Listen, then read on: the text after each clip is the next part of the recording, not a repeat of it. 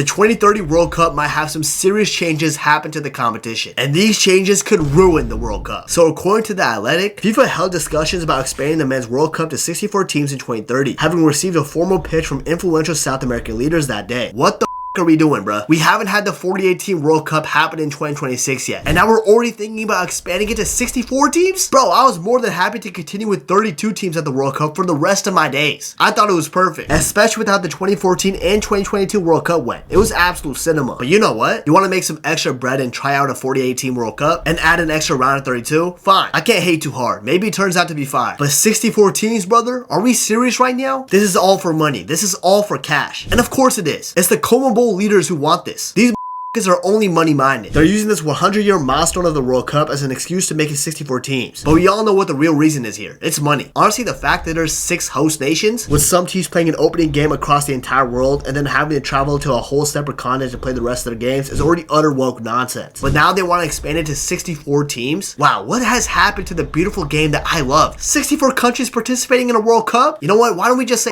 and double it and make it 128? Or you know what? Let's just invite every FIFA eligible country, all 211 of them, and let them all play at the World Cup. Maybe that way India could finally qualify to a World Cup. Or hear me out, why doesn't every country play in a World Cup sort of thing in their own continent? See if they're good enough to make a final World Cup with all the other elite countries in one continent. Oh wait, that's already how it works. So why the fuck are we changing it, man? This sport, man, I feel like it disappoints me more and more every day.